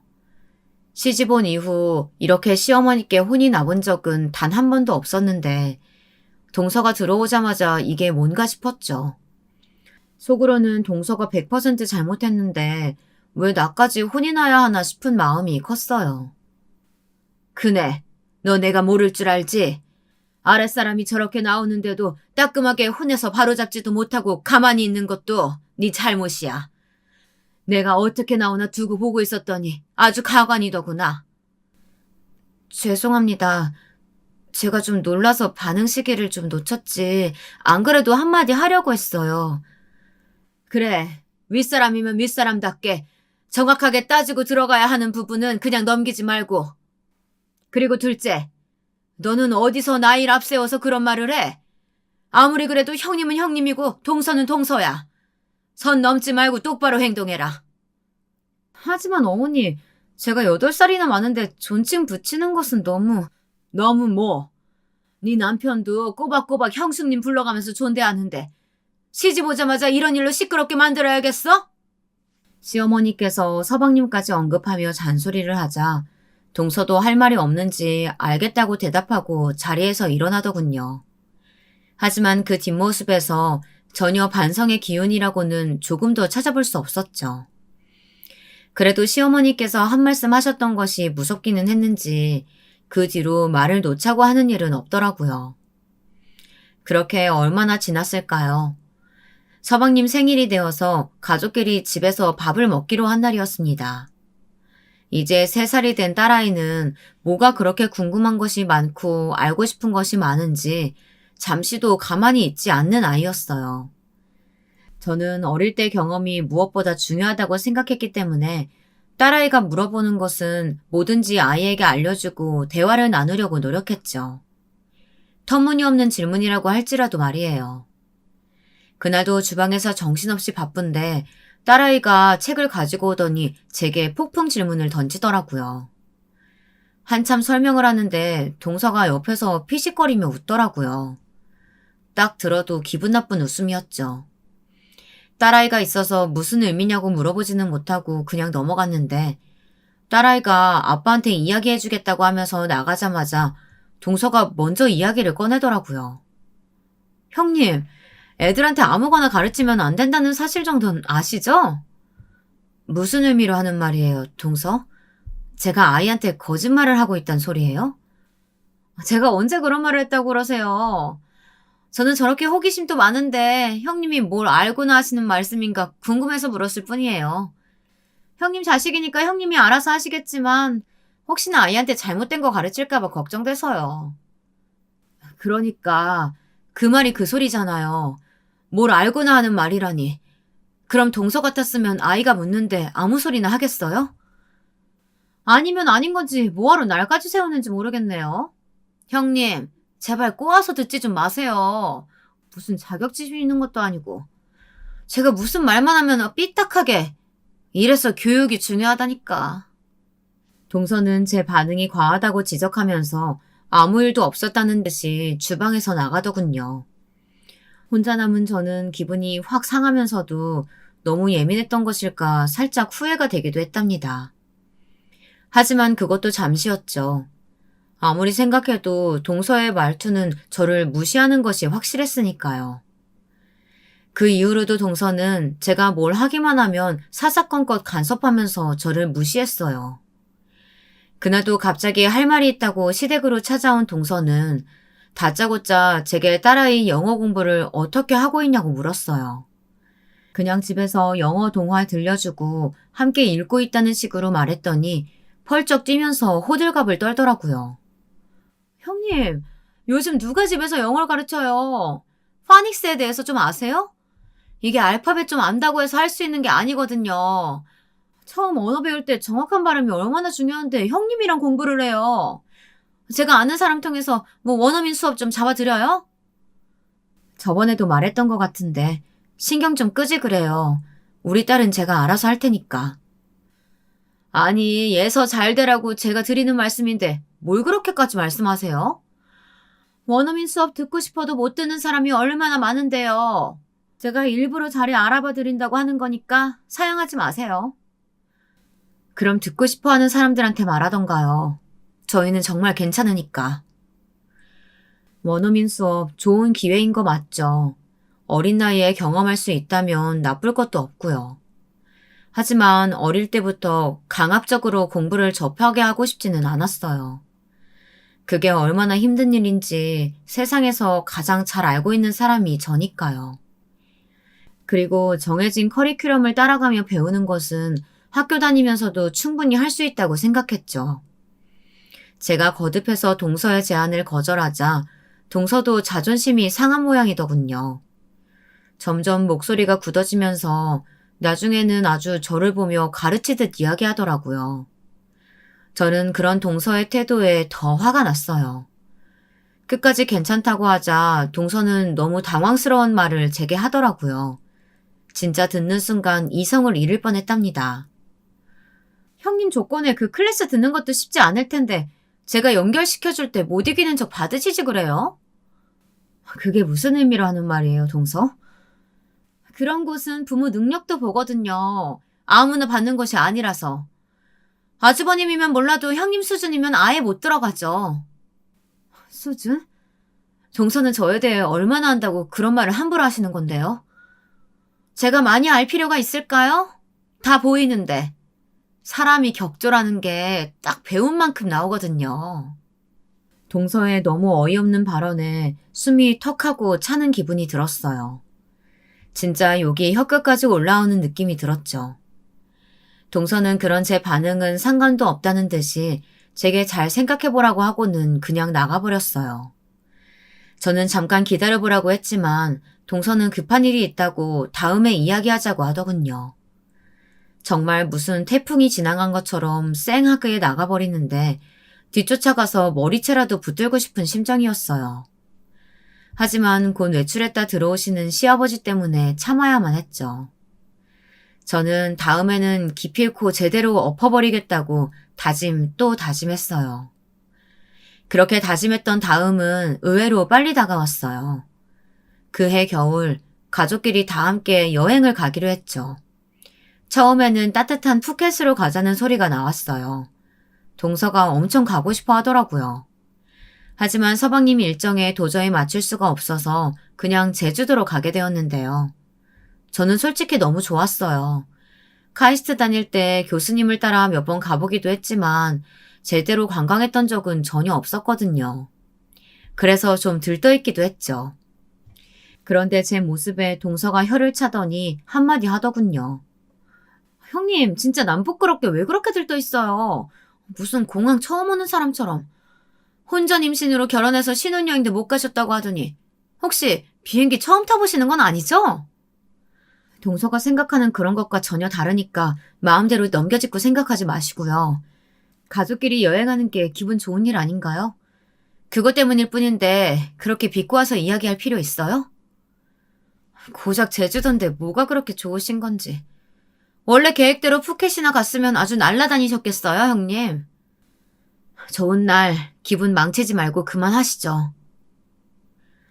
저는 제 말 하나하나에 꼬투리 잡고 늘어지려는 동서를 무시했어요.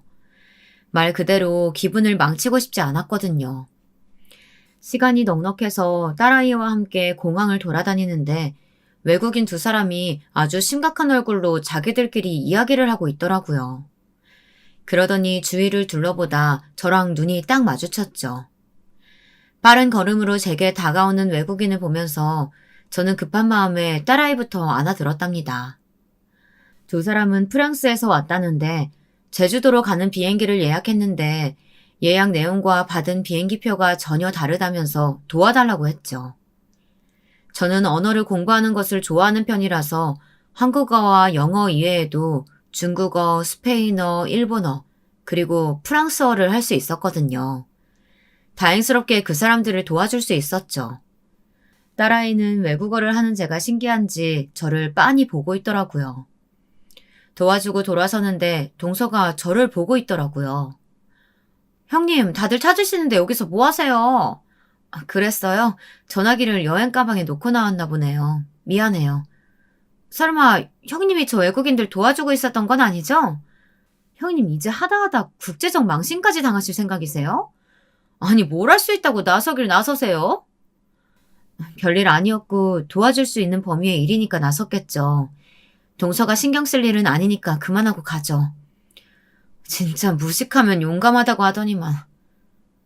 방금 뭐라고 했어요? 무식? 용감? 들었으면서 다시 묻기는 왜 물어보세요? 제가 틀린 말 한 것도 아닌데 말이에요. 비행기 시간 늦기 전에 빨리 좀 움직이세요. 동서는 저를 노려보며 쏘아붙이더니 종종 걸음으로 빠르게 앞서 나갔죠. 그때서야 저는 동서가 저를 무시하는 것이 나이 때문이 아니라는 것을 확실하게 알게 되었어요. 이전에 딸아이 질문에 답을 해줄 때는 어렴풋하게 짐작하는 정도였는데 그 자리에서 아주 확실해졌죠. 동서는 제가 무식하고 배운 것 없는 그런 사람이라고 생각해서 행동하고 있었던 거였어요. 속으로 부글부글 끓어오르기 시작했죠. 저에 대해서 아는 것도 없으면서 저런다고. 진짜 뒤통수를 제대로 한 대 쳐버리고 싶다는 충동을 느꼈어요. 그것이 현실이든 아니면 다른 방법이든 말이죠. 저는 좋은 날인 만큼 가족들 앞에서는 그래도 참아보자 싶어서 잘 지내는 척 하려고 노력했습니다. 하지만 동서는 정도를 모르더군요. 점점 말도 심해지고 비우는 얼굴은 더 노골적으로 변했죠. 서방님도 곁에서 말릴 지경이 되었지만 동서는 더 떳떳하기만 했어요. 저도 단순히 경고 차원으로 넘어가서는 안 되겠다는 생각이 슬슬 들기 시작할 때였죠. 사건이 터진 것은 여행의 마지막 날 저녁이었어요. 저희 가족이 머물고 있는 숙소는 정말 야경이 최고였는데요. 숙소의 레스토랑에서 식사를 하고 약간의 음주를 하고 있었을 때였죠.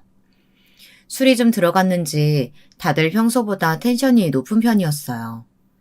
그 순간 동서가 먼저 자랑스럽다는 듯이 이야기를 꺼냈죠. 제가 축하받을 일이 좀 있어요.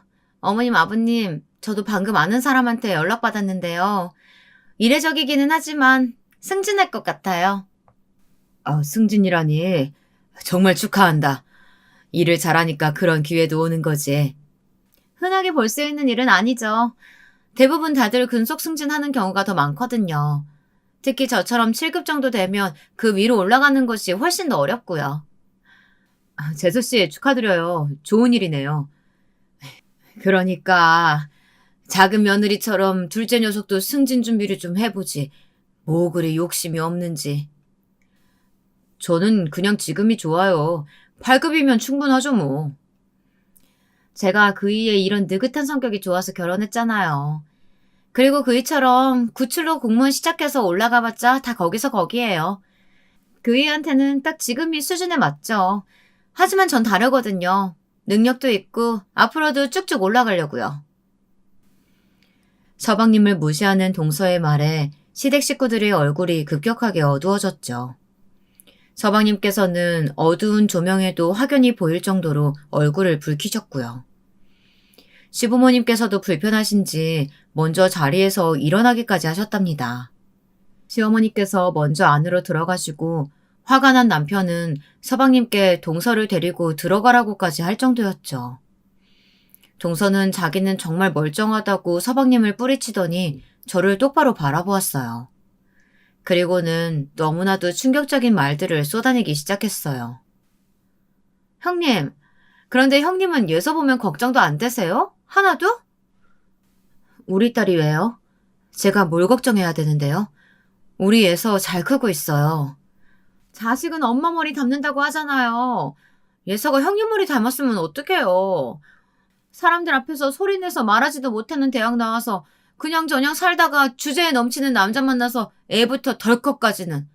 그런 삶 살게 되면 어떻게 하나 걱정도 안 되시냐고요.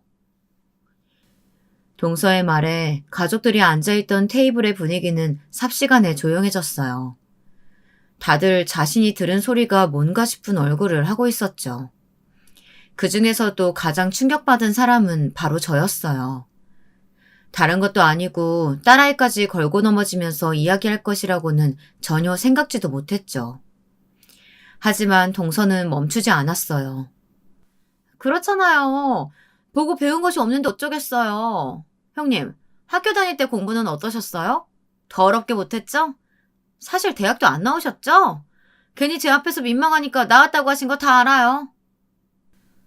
내가 학창시절 때 공부 못했다고 누가 그래요? 동서, 입에서 나온다고 다 말은 아니에요. 제대로 알지도 못하면서 마음대로 넘겨짚고서는 다 아는 척. 동서는 자기가 뭐라도 되는 사람 같아요? 형님, 말이 지나치시네요. 아는 척이라뇨. 다 형님이랑 예서 생각해서 하는 말이잖아요. 형님이야말로 모르는 게 뭐가 대수라고. 좀 배우면 되지. 재수씨, 그만 좀 하시죠. 술주정이라고 들어주기에는 선을 너무 넘으셨습니다. 아주버님, 제가 예서를 예뻐해서 하는 말이에요. 아주버님은 예서 잘 키우고 싶지 않으세요? 그러니 지금이라도 정신 차리고 제대로 된 교육을 좀 받게 알아보세요. 매번 이상한 문화센터 이런 곳만 다니는데 그런 곳에서 도대체 뭘 얼마나 배운다고요? 제가 예서가 너무 불쌍해서 드리는 말이니까요. 재수씨, 우리 예서 걱정이라고 말끝마다 하시는데 우리 딸은 우리가 알아서 할 테니까 도움 안 되는 걱정은 그만 좀 하시죠. 남편이 이를 악물고 말하자 그제야 사태의 심각성을 깨닫게 되었는지 동서가 헛기침을 하면서 제 시선을 피했어요. 제 머릿속에는 동서를 어떻게 해야 한 방에 꽉 눌러줄 수 있을까 그 생각만으로 가득했죠. 서방님께 끌려가듯 들어가는 동서의 뒷모습을 보면서 저는 기필코 오늘의 이 치욕을 대갚아 주겠다고 다짐했습니다. 남편은 그런 제 속도 모르고 제가 상처받았다고 생각하는지 연신 미안하다는 말을 하더군요. 동서의 말은 듣지도 말라고 하면서 말이에요. 저는 그런 남편의 손을 굳세게 마주잡고는 괜찮다고 했죠. 여행에서 돌아오고 저는 어떤 방법으로 동서를 물먹일 수 있을까 고민하고 또 고민했어요. 그리고 깨달았죠. 공무원. 동서보다 높은 급수의 공무원이 되어서 찍소리도 못하게 만들어줘야겠다는 생각이 들더라고요. 물론 친정 식구들 앞에서 죽어도 공부는 안 한다고 했던 지난달의 모습이 생각나기는 했죠.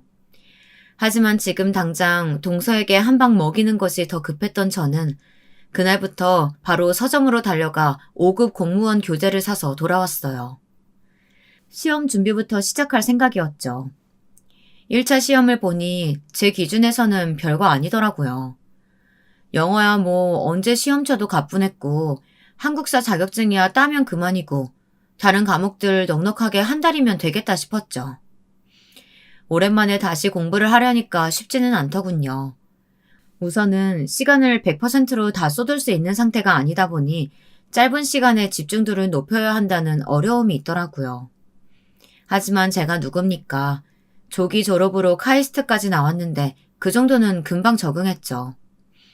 예전에 공부하면서 행복했던 기분들을 다시금 느끼기도 하고요. 아마 제 이야기를 듣고 계시는 분들은 제 말에 조금도 공감할 수 없다는 반응이실 수도 있겠네요. 그래도 자신이 잘할 수 있는 것을 다시 시작하는 사람의 마음이 어떨지 생각하신다면 충분히 제 마음도 이해할 수 있지 않을까 싶기는 해요. 하여튼 그렇게 시작된 공부는 가족들 몰래 진행되었어요. 심지어 남편도 제가 무엇을 하는지 조금도 몰랐죠. 저는 틈틈이 녹음해둔 교재 요약본을 들어가면서 정말 열심히 준비했습니다. 힘이 든다 싶으면 제게 막말을 했던 동서를 떠올려가며 이를 악물었죠. 동서는 정말 제게는 완벽한 동기부여였어요. 그런 막말을 했음에도 제게 사과 한 번 하지 않았던 동서는 아쉽게도 승진에서는 미끄러졌더라고요. 솔직히 그 이야기를 듣는데 당연하다고 생각했어요. 저런 심보로 일을 하는데 승승장구하는 것도 문제가 있다고 느꼈거든요. 동서는 그렇게 큰 소리를 쳤는데 막상 승진도 못하자 엄청 약이 올랐는지 제게 훨씬 더 공격적으로 나왔어요. 형님, 머리가 나빠서 메모하는 거 그거 부끄러운 일 아니에요. 어머님께서 시키시는데 그냥 듣고만 계셔서 되겠어요? 그건 제가 알아서 할 일이니까 동서가 나서서 이야기할 필요는 없는 것 같은데요. 괜히 실수하셔서 저까지 혼날까봐 그러죠. 뭘 알고 하는 건 맞는 건지. 아우, 답답해가지고. 잊을까봐 걱정되면 동서가 메모하면 되겠네요. 저는 제가 가진 모든 인내심을 동원해서 동서의 말을 참아가며 대답했어요. 동서는 자기를 어떻게 보고 그런 말을 하느냐며 펄펄 뛰었지만 저는 모른 척했죠. 당장 사과하라는 말을 무시하고 나가자 동서는 더 약이 오른 듯이 소리를 질렀어요. 솔직히 살짝 속이 시원하기도 했죠. 매번 자기 할 말만 하고 쌩하게 나가버렸는데 이번에는 제가 뭔가 갚아준 느낌이 들었거든요. 물론 이걸로 퉁치고 그냥 넘길 생각은 조금도 없었죠. 나중에 합격한 제 앞에서 어떻게 말할지 그날을 상상하며 미친 듯이 시험을 준비했어요. 저는 가족들에게도 비밀로 하고 나가서 시험을 치고 왔어요. 예상했던 대로 별거 아니더군요. 오히려 저는 너무 쉬워서 시간이 많이 남을 정도였답니다. 1차 합격자 발표 날, 저는 조금도 긴장되지 않았어요. 1차 합격은 제게 너무나도 당연했거든요. 그래서 1차 발표가 나기도 전에 저는 2차를 정말 시쳇말로 빡세게 준비하고 있었답니다. 저는 고민하다가 교육 행정직을 선택했어요. 아이가 생기고 나서부터는 교육에 대한 관심도가 점점 높아지고 있었어요. 2차 시험을 준비하면서 저는 남편에게만 살짝 고백을 했어요. 차마 급소까지는 말 못하고 그냥 두루뭉술하게 말했죠. 남편의 말투에서 큰 기대를 하고 있지 않다는 것은 바로 알 수 있었어요.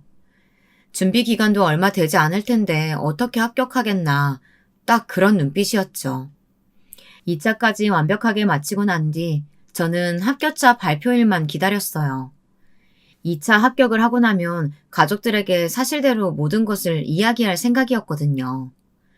발표일은 우연하게도 시어머니의 생신이었어요. 이번에는 서방님께서 외식을 하자고 하셔서 강남의 유명 식당으로 가족들이 모였답니다. 저는 오전에 합격 확인을 하자마자 하루 종일 기분이 좋았어요. 당연한 결과라고 생각했는데 1차와는 좀 다르더라고요. 가족들에게 다 고백할 결심을 했기 때문인지 심지어 긴장도 되었죠. 그 와중에도 제 머릿속을 차지하는 가장 큰 생각은 어떻게 이야기해야 동서한테 한 방 제대로 먹일 수 있을까에 관한 것이었어요. 형님, 기분 좋은 일 있으세요? 오늘따라 좀 달라 보이는데? 뭐 그렇죠. 기분 나쁠 일이 없으니까요. 그나저나 정말 음식이 깔끔하고 잘 나왔네요. 어머님, 아버님께서 좋아하시는 것들이 많기도 하고요. 어머님, 이것 좀 드셔보세요. 저는 동서와는 시선도 맞추지 않고 시어머님과 시아버님 앞으로 평소 두 분이 좋아하는 음식을 챙겨드렸어요. 분위기는 점점 무르익었죠. 디저트가 나오면서 저는 드디어 숨겼던 이야기를 처음으로 꺼냈어요. 제가 그동안 숨겼던 것이 있어요. 이번에 잘 되면 말씀드리려고 그이한테만 살짝 얘기했었는데 오늘 결과가 너무 잘 나와서 꼭 말씀드리려고요. 아버님, 어머님, 제가 이번에 공무원 준비를 좀 했는데 다행인지 2차 합격까지 해냈어요. 이제 3차 하나만 남았답니다. 공무원? 2차? 아니, 언제 그런 준비를 한 거야? 공부하는 모습은 본 적도 없는데. 그네야, 축하한다. 살림하면서 공부한다고 고생 많았겠어. 그런 일이 있었으면 처음부터 말하지 그랬냐. 그럼 편하게 공부할 수 있도록 도와줬을 텐데. 3차는 무슨 시험인데? 면접만 남았어요. 지금부터 준비하면 3차도 잘 될 것 같아요. 가족들의 쏟아지는 축하 속에서 저는 처음으로 공무원 시험을 준비하면서 성취감 같은 것을 느꼈어요. 뿌듯했죠. 무엇보다 금방이라도 눈이 앞으로 쏟아질 것처럼 크게 뜨고 저를 바라보고 있는 동서의 표정이 너무 마음에 들었어요. 저는 평소 동서가 말하는 것처럼 자세를 잡고 말했죠. 네, 별거 아니더라고요. 6개월 준비했는데 2차까지 그냥 붙던데요. 이 사람이 공부 요령을 아는 건지 정말 교육행정직 5급을 그렇게 덜컥 딸 줄은 상상도 못했어요. 5급이요? 아주머님, 지금 5급이라고 하셨어요? 남편의 말에 동서는 깜짝 놀란 목소리로 크게 외쳤어요. 동서의 목소리에 시부모님들도 깜짝 놀라셨죠. 저는 자신있게 고개를 끄덕이며 별거 아니었다고 말했어요. 동서는 어이가 없다는 표정을 지으며 소리 질렀죠. 제가 예상했던 것 이상의 반응에 기분이 좋더라고요. 형님, 스카이 나와도 될까 말까 한 시험이 5급이에요. 그런 5급을 형님이요? 괜히 제가 승진해서 떨어졌다고 저 놀리고 싶으신 모양인데 그런 일이면 그냥 저한테 말씀하세요. 가족들까지 속여가지고 지금 뭐 하는 짓이에요? 동서 승진이 미끄러진 거랑 내가 5급 2차 합격한 거랑 무슨 상관 있다고 제가 그런 생각을 해요. 그냥 해보고 싶어서 도전했을 뿐이죠. 제가 2차까지 합격했다고 하니까 믿을 수가 없어요? 그럼 동서 보는 앞에서 확인시켜 줄까요? 형님, 국가고시 조작은 범죄예요. 그 정도는 아시죠? 그니까 일 더 커지기 전에 빨리 싹싹 빌어요. 거짓말해서 죄송하다고. 동서는 제 말을 듣지도 않고 무조건 제게 사과를 하라고 말했죠. 그때였어요. 갑자기 문이 열리면서 충격적인 반전이 펼쳐졌죠. 동서에 오빠라는 사람이 들어오더군요. 저는 한눈에 그 사람이 누군지 알 것 같았어요. 제가 졸업 논문을 쓸 때 바로 옆 세미나를 담당하던 조교였죠. 귀국하고 지인들이랑 식사를 하다가 한 번도 인사를 드리지 못한 것 같다 왔다고 하면서 저를 바라보고서는 깜짝 놀란 얼굴을 하셨어요. 역시나 알아보셨던 거죠. 너는 민경이 아니야? 조민경, 네가 왜 여기 있어? 오랜만입니다, 선배. 잘 지내셨어요? 잘 지내기는. 너 찾는다고 교수님이 아주 눈에 불을 켜고 계신데 꽁꽁 숨었다고 생각했더니만 이렇게 가까운 곳에 있을 줄이야. 네가 내 동생이랑 형님 동생하는 사이였다니 완전 반전인데 이거? 동서는 선배와 저의 대화가 이어질수록 얼굴색이 시시각각 변하기 시작했어요. 가족들 역시 많이 놀란 얼굴이셨죠. 선배는 사돈어른들 표정이 심상치 않다 여겼는지 제게 무슨 일이냐고 묻더군요. 저는 그동안 저에 대해 많은 것들을 숨겼다고 말했어요. 선배는 바로 눈치를 챘는지 어이없다는 웃음을 흘리고는 다음에 다시 인사드리겠다는 말만 남기고 나갔죠. 선배가 나가고 나니 모든 가족들의 시선은 제게 집중되었어요. 저는 솔직하게 조기 졸업 과정으로 학창시절을 보냈으며 최종적으로는 카이스트를 졸업한 것이 맞다고 말했어요. 카이스트? 그 유명한 카이스트를 졸업했다고? 그렇게 어린 나이에 졸업까지 했으면서 그 재능을 집에서 애 키우는 걸로 낭비하고 있었단 말이야? 그 대학을 나왔으면 유학을 가든 연구소를 가든 했어야지. 아버님, 어머님, 그게 왜 낭비예요. 그렇게 말씀하시면 속상해요. 그럼 처음 만났을 때 이미 졸업했었다는 거야? 그래? 속여서 미안해요. 나름 사정이 있었어요. 나는 내가 어느 대학 나왔는지 꼭 알 필요는 없다고 생각했어요. 여보도 묻지 않았잖아요. 나는 당연히 전문대 졸업해서 취업 준비생인 줄로만 알았지. 그래서 괜히 학교 물어서 스트레스 주고 싶지 않았고. 남편은 이 순간이 믿겨지지 않는지 얼떨떨한 얼굴을 하고 있었죠. 저는 남편에게 그동안 속여서 정말 미안하다고 말했어요. 다행히 남편은 크게 중요한 부분이 아니라며 괜찮다고 했죠. 남편과 이야기가 제대로 끝나고서야 저는 시선을 돌려 동서를 바라보았어요. 어지간히 충격이 아니었는지 멍하게 앉아있는 동서를 큰 소리로 불렀죠. 하지만 제 소리가 전혀 들리지 않는지 동서는 여전히 초점 없는 눈을 하고는 앞만 보고 있었어요. 제가 반복적으로 동서를 부르자 서방님이 조심스럽게 동서의 어깨를 툭 쳤답니다. 동서, 몇 번이나 불렀는데 왜 대답이 없어요? 네, 형님. 제가 딴 생각을 한다고. 무슨 생각이요? 제가 진짜 카이스트를 졸업했던 걸까 하는 생각? 아니면 그동안 날 무시하고 함부로 했던 순간들이라도 떠올랐어요? 동서는 제 말에 입도 뻥끗하지 못하고 가만히 고개만 숙였답니다. 저는 여기서 멈출 생각이 조금도 없었어요. 그동안 당한 사실이 있는데 어떻게 넘어갈 수 있겠어요. 저한테 뭐라고 하셨죠, 동서? 예서 미래가 걱정된다고 하셨던가? 아니다. 그뿐만이 아니죠.